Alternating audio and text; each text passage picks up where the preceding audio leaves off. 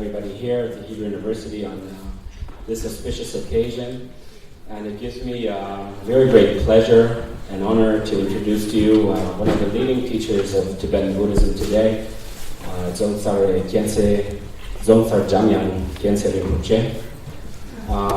And Rinpoche has been here at the university for a few days now. And he led a meditation workshop for our students. And met the faculty, and it's actually a very, seems like a very good moment for the future of Buddhist studies in Israel. We're extremely grateful, Rinpoche, that you've come here personally. Extremely grateful to the foundation, Kanjoli Che, the executive director of the foundation, who came with Rinpoche, and has also been a very warm and positive presence. And I also want to say a special word of thanks to Jane, Rinpoche's student here in Israel, who's, that's right. And really, Jane, thank you very much. Jane was the initiator of this communication, this connection, and it's thanks to her vision and her perception. And she really somehow knew it's some deep karmic thing, both in her and somehow with the university and the foundation, and I can't quite explain, but there really is a kind of sense that things are going so smoothly, and it's something you perceived, and really thank you very much for that. I also, if I began with the words of thanks, I want to thank, well, first of all, there's the group of volunteers from the university, some of our MA students and BA students. I mentioned the names at the workshop, so I won't go through that again, but just to say that there's been a really wonderful group of students that has really allowed this to happen, and we wouldn't have been here otherwise. And then also I need to thank, well, generally the university has been incredibly positive, and I actually want to say a word about that. And just to give an extra kind of sense of what's actually happening here about the connection between the foundation and the university. But I do also want to, on the simple level of thanks, thank my colleagues at the Department of Asian Studies and the Department of Religious Studies and the Dean and the President's Office and the Rector's Office. Everybody's been incredibly supportive, which is very, very good news. Most importantly, the Department of the Program for Indian and Indonesian Studies. So I end with the Program for Indian and Indonesian Studies to say that that is actually the home of Buddhist studies at the university. The Program of Indian and Indonesian Studies is part of the Asian Studies program, but very much connected to the Religious Studies, the Asian Studies Department and the Religious Studies Department. And I just want to say an extra word about the logic of this connection. So many of you have noticed that this is Rinpoche's first visit to Israel, and that he only came to the university. And I don't want to stress the point too much, but it is a point worth noticing. And it says something about Rinpoche's commitment and the foundation's commitment, and of course he's not the only one in Tibetan Buddhism to think that the universities are a very important context for the study of Buddhism, for the preservation of Buddhism. I would even say for the flourishing of the Dharma, although I shouldn't say that maybe as a university professor. But it's true, because there are no clear boundaries between what happens, there are no absolute boundaries between what happens in the context we call Dharma and the intellectual study we conduct at the university. And a good example of this is the meditation workshop that was the core of Rinpoche's visit. So we had a meditation workshop that was open to all students of the university and faculty. We have faculty and administrative faculty too, and students from wherever, but mainly students from the Asian and Religious Studies departments. And the idea is that, we study about all these things. People come do introduction to Buddhism and introduction to India or China or whatever, to Christianity maybe if they're religious studies. And we're supposedly teaching them history and philosophy, and it's a very serious context for studying philosophy, critical context. But we do feel that studies at the university are meaningful on a personal level, and that people come here also to go through a certain process of personal development. And as part of our intellectual pursuit, meditation has a real place. Not because we want to reach enlightenment. As far as I conceive of this event, it wasn't a Buddhist workshop. It was an intellectual, academic, scientific gathering when people had an opportunity to meet and to hear Buddhist teachings from a very deep Buddhist teacher, and to experience some of these insights and to look into the mind and consciousness. And looking into consciousness, we're in the 21st century. We're going to be hearing about this quite a bit. They still haven't solved the body-mind problem, if you noticed. And Buddhism has something to say about that. And actually Rinpoche said it beautifully yesterday in the meeting with the faculty. Was asking, if the humanities are in danger or not in danger, and why is funding going to brain science and that kind of thing. So he said, but then don't they realize that it's all about human beings, about the humanities, that ultimately it all comes down to that, about the way, human beings look at the world. There's nothing without that. And that's a powerful point we have in the humanities, and may take humanity another couple centuries to really let it sink in, but that's what at least we think in the humanities is going to happen and expect. And so just to say that the connection with Buddhism as part of the scientific endeavor is a very natural and serious one. And it's serious also from Buddhism's side, from Rinpoche's side, to say that critical study of Buddhism can happen at the university, and that this is a very real place where the study of Buddhism can take place. And so just to say that these kind of pursuits on a more personal or a more scientific or academic level actually meet in a very real way here at the university, and that through the kind of study that we conduct here, again, I'll mention the Indian and Indonesian studies program as an example. We can learn the languages and the cultures and the philosophy, and we can also reflect very critically about the philosophy and some of the broader context. And you're all welcome to join us in this pursuit. So, thanks again to everybody for coming, and I've taken too much time, and please Rinpoche, it's your floor.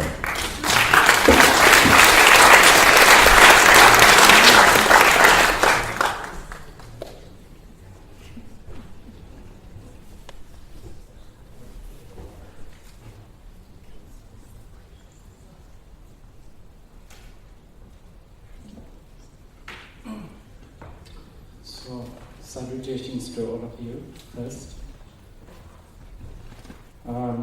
Thank you, Professor Schumann. Yes, when I was first asked to be here in the university and asked me to talk about meditation, I was really surprised, because I did go to University of London to study a little bit. Didn't finish my degree because I was distracted by making film. And then after that I had a few encounters with the university situation.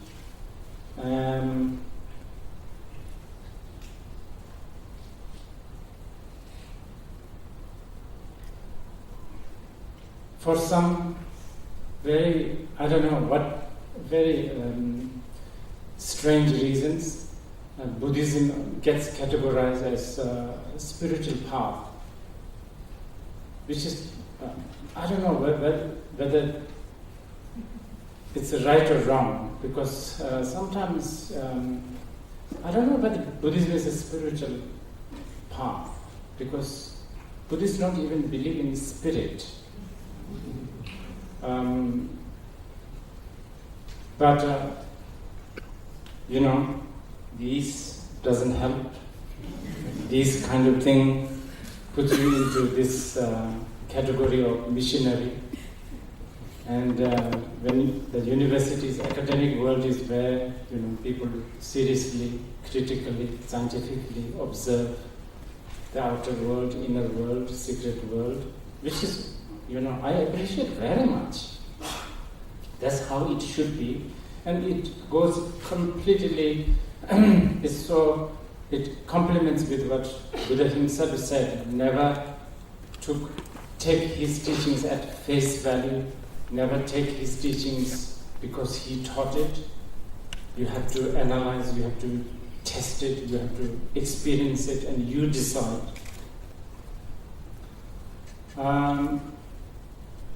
So yes, I'm not only very surprised, but very, very honored to be in this learning center, and especially in this very, very special city. Was also very much, shocked, so to speak, because somewhere else when we watch Israel, it's always about bombs and, war and all of that. And suddenly, we are here, and it's a really, really amazing, just a so special place. It's and so powerful also, just in every level, especially on the mental level. So thank you. I have to thank the university faculties, especially Professor Sherman, for bringing me here. Now today, I think this is going to be a little bit of a challenge for me because this is a mixed group. I can see there's a very seasoned old-time Buddhist, and then there's also academic students, and then there's probably very new, completely new with Buddhism and its concept and so on and so forth. But anyway, I'll try to sort of cover a little bit, as much as possible. When I was giving the workshop, just I think yesterday or day before, someone asked me, what is the purpose of life? And this is a very interesting for me, because the question, what is purpose of life, is I think it comes from an Abrahamic mentality. It's a very interesting question. It's not an easy to answer as a Buddhist. Because for a Buddhist, if you think really deeply, purpose is a myth. And it is a really, really powerful myth. Yes, 2,000 years ago, we were being told that this is the purpose of your life, to get enlightened, to be reborn in the heaven, so on and so forth. But now we have a different kind of purpose, to be rich, to be powerful, to win Nobel Peace Prize, to go to the moon, to go to the Jupiter, all kinds of purpose.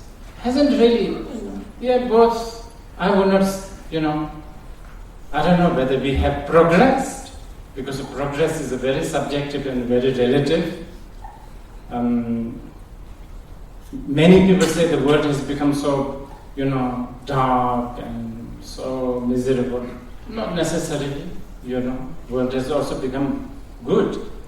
I've just read that so many of the plagues and famine and the war has stopped. So anyway, purpose of life. If you insist in asking what's the purpose of life in Buddhism,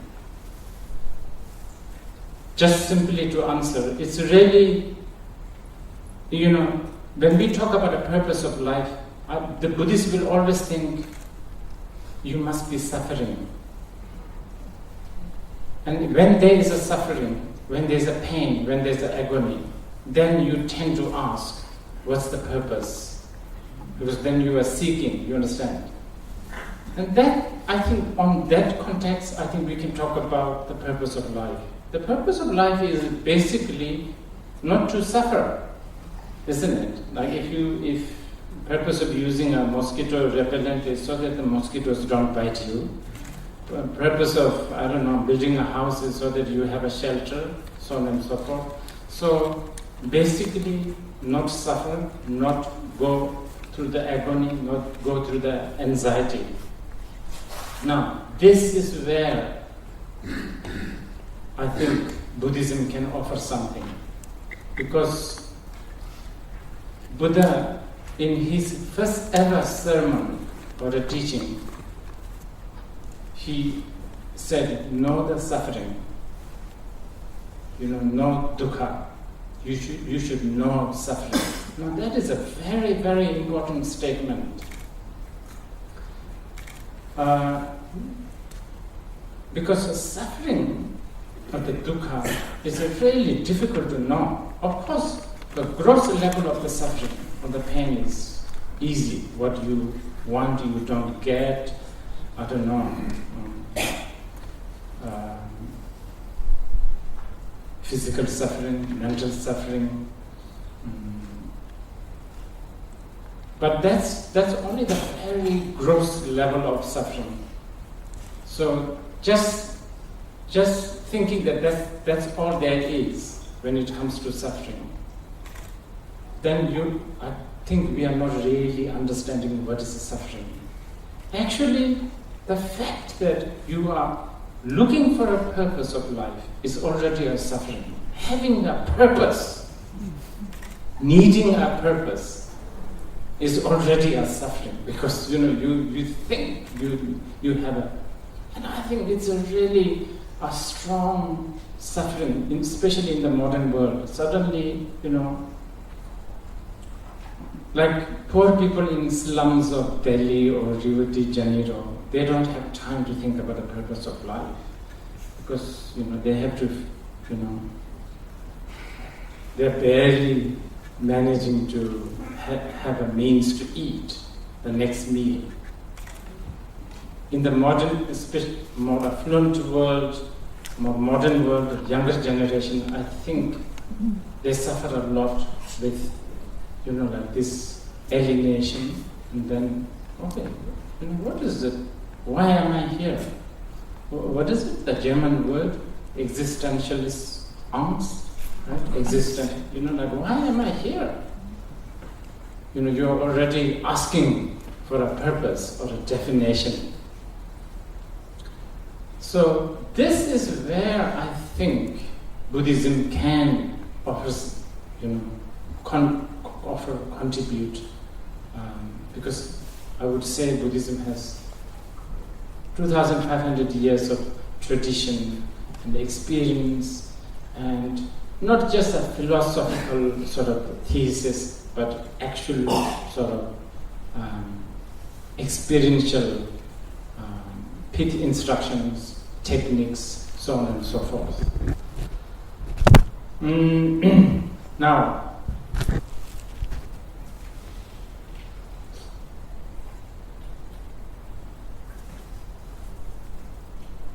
so I think our sort of the title this time, sort of the subject is like, what makes you not a Buddhist? Right? Something like that. So, Buddhism. What is Buddhism? First of all, I have to tell you, Buddhism is a new name. It did not exist. But it's something that we have to live with now.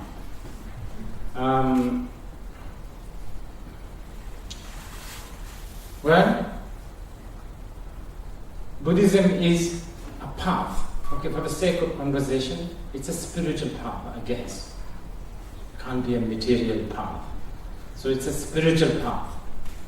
So when we talk about a path, the ingredient of the path has to have 4 things. This is what Buddhists think anyway. This is a very Indian philosophical analysis also. In order to have a path, you need to have a 4 ingredients. Of course, when we talk about a path, obviously the path has to end somewhere. You understand? So the result or the end. So there's the result or the end. That's what you are aiming for, isn't it? So there's that result. That's one.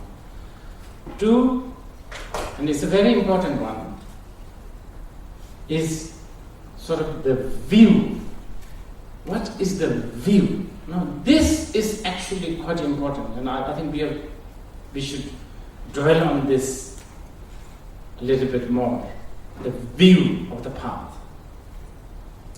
Because, I mean, it is of course nice to hear, oh, Buddhism is very non-violent, it's peaceful, many of them eat vegan food, like they're vegetarian, they smile, This is all very nice to hear. Of course, I will be, of course, the first person to say, yes, as a Buddhist.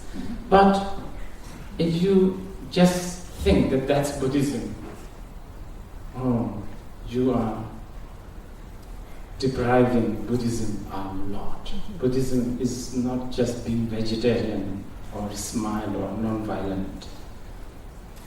And then, recently, Buddhism is associated with, just as Hinduism is associated with yoga, Buddhism is also very much associated with meditation.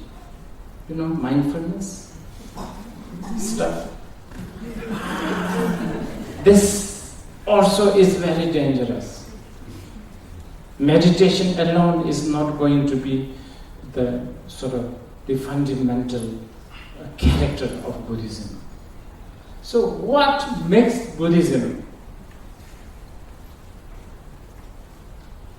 is the view, the result that I was talking about, the end, and because of the view and the aim, the result, the practice, what practice you do, and then behavior.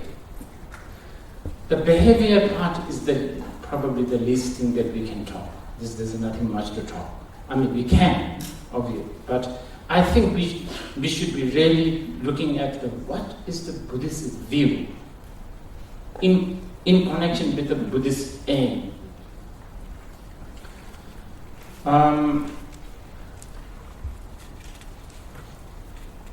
When we talk about a Buddhist view, actually it's painfully, ridiculously simple.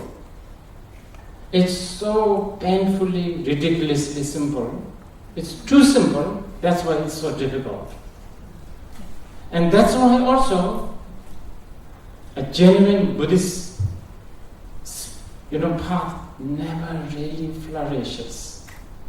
It doesn't, because it's kind of useless on the sort of worldly level. You understand? For instance, like one of the Buddhist view is that all compounded things are impermanent. That's one of the view. That's one of the most relative view. So, for instance, I was saying useless. Why? Because in Buddhism, we can't even have a marriage ceremony, wedding ceremony. There is no Buddhist wedding ceremony. Not in the sutras, not in the shastras, none. I mean, of course, nowadays, when people come to people like me, okay, please, I'm getting married with this person, can you do something? We throw flowers and we recite verses, auspicious verses and so on and so forth. But there is no, how to get married and what to do. There is none. And do you know why? Because, how do you do it? Based on the view. Okay, you have the boy and the girl. And sort of, okay, now you have your husband, your wife, but you know what? All compounded things are impermanent. By tonight you may get divorced. Be prepared for that. That kind of wedding ceremony is not going to draw so much attention. This is why in Korea, Christianity is really, really, because the gown, the music, and all of that. And what I'm saying is actually quite an important remark. There are a lot of scholars, and I agree with them. Buddhism declined in places like, the traditional places like India. One of the main reasons why Buddhism declined is because Buddhism really can't be used for the social stuff. No wedding ceremony, no. So this is another reason why I'm a little bit cautious about this mindfulness stuff, because I feel this mindfulness is beginning to become a tool to make people free, people free themselves from stress. I mean, depending on the definition of stress, if you really follow the Buddhist path,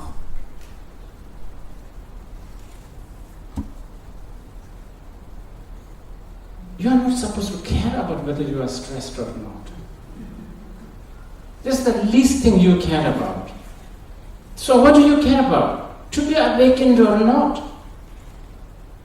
If you are totally stressed but you are awakened, you are much better than this very relaxed but ignorant person.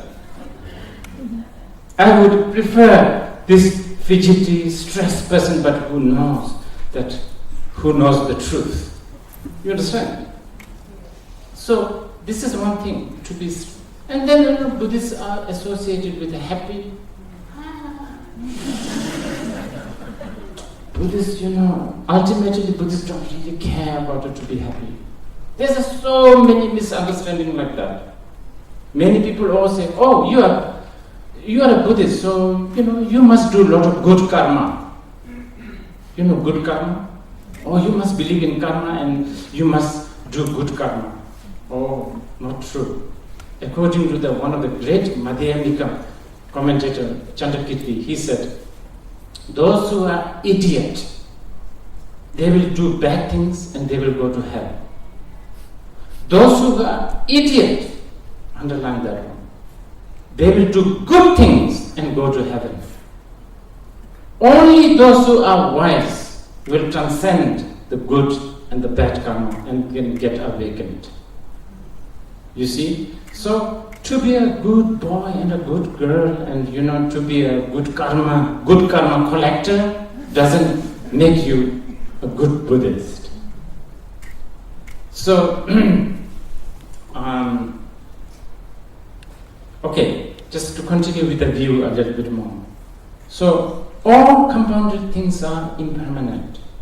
This is one of the Buddhist views. And by the way, even though this is the view that was taught by the Shakyamuni Buddha in Varanasi, it's not that suddenly after Buddha said this, everything became impermanent. Buddha is not an almighty creator. Even way before Shakyamuni Buddha, all compounded things are impermanent.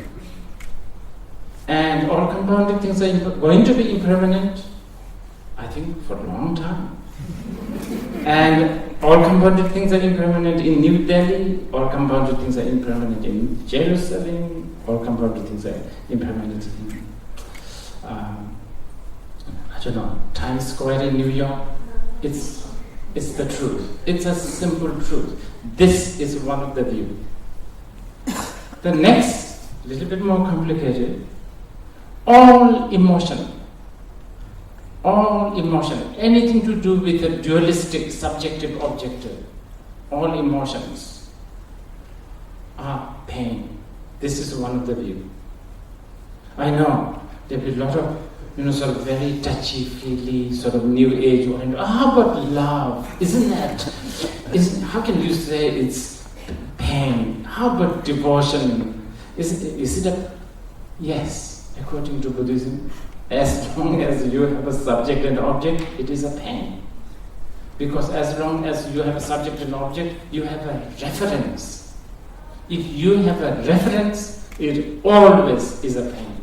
Like Tom Cruise. I want to look like Tom Cruise. Maybe there's some new guy. My generation is old. I don't know who is the best looking man or woman these days. But you know what I mean? So, a reference difference is a problem. Good, bad, all this is a problem. So as long as you have that kind of dualistic mind, basically, which is emotion, it is a pain. So that's the second one, the view. Now the third, even more difficult. Everything has no inherently existing nature. We are talking about the shunyata, we are talking about emptiness. So now this is a little difficult to explain, but it's actually even more simple than the other two, actually. But as I said, it's too simple, difficult. So I will try to explain this a little bit. When Buddhists say everything is non-existent, everything is shunyata, it doesn't mean that everything actually does not exist, like a negation. Not at all. I heard that Osho Rajneesh is very popular in Israel. Osho? Little bit? Okay. Okay, anyway, he's a controversial person, but he has always been a little bit, he gets a lot of Buddhist teachings also, which he said, Buddhist no is a very special no. He said, in the Buddhist no, there is a 1 million yes. I thought it is kind of a very interesting description. Basically, shunyata, emptiness, is never to be understood as a negation. So it's like this. For instance, we are looking at a man, Tom Cruise. Okay, sorry, I only know Tom Cruise. Brad Pitt. Brad Pitt, is it? Okay, do you know Brad Pitt? Okay, so we are looking at Brad Pitt, and some of you think he's so handsome, and other things, no. This is what the Buddhists think. The handsome does not exist on the Brad Pitt's molecule and DNA. It's, what beauty is in the eyes of the beholder is basically that, actually. But, the Buddhist idea of beauty and the ugly and the tall, we only talk about the beauty is in the eyes of the beholder. The Buddhists say everything is in the eyes and the ears and the nose and the tongues of the beholder. Everything. So I was talking during the workshop, I was saying like this mug, this cup of water, for us it's a water, you and I, because we have a similar kind of a constituency and a similar kind of a setup. But if there's a fish inside, if there's a small fish inside, what is that? What is it?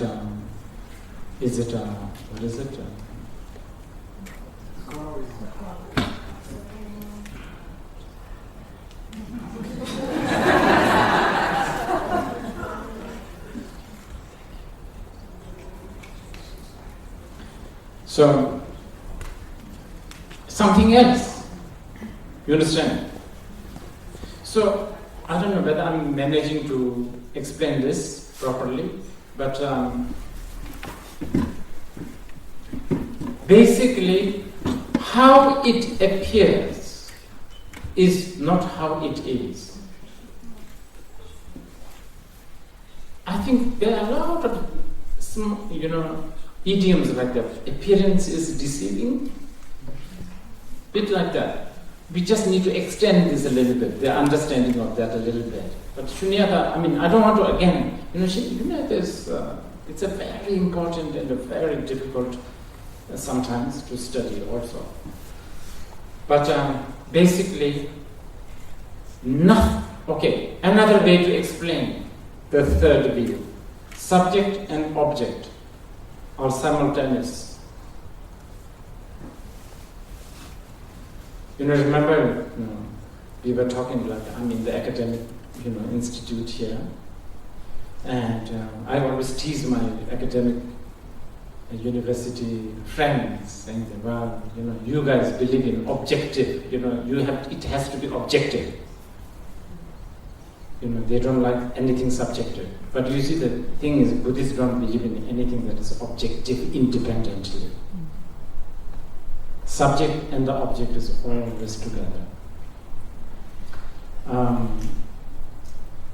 That's why Buddhists also don't really understand the existence of a creator God, independent from you. The moment they think that the knower of the God exists simultaneously, if not before, with the God. It is the knower. And so on and so forth. And this is a really, really important. I mean,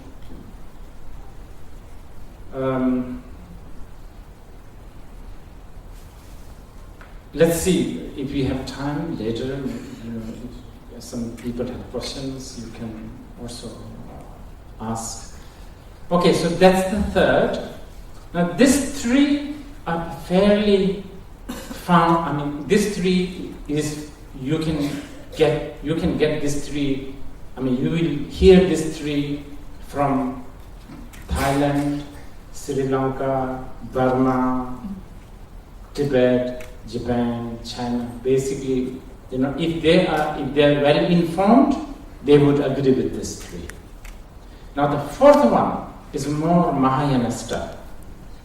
Okay, so the fourth view is. Well, anyway, the phrase is this: Nirvana is beyond the extreme. Okay, so Nirvana, the enlightenment. What is that?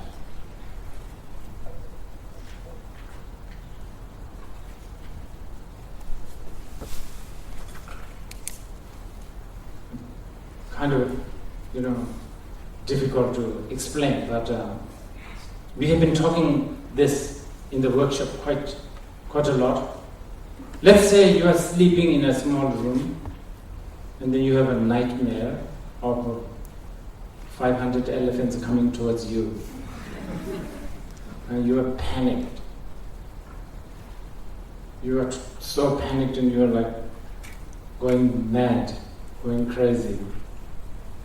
And then, I don't know, somebody next door realizes something is wrong and comes into your room and they find that you are not in a good shape, and pinch you, wake you up with a cold water or something, and then, no more elephants.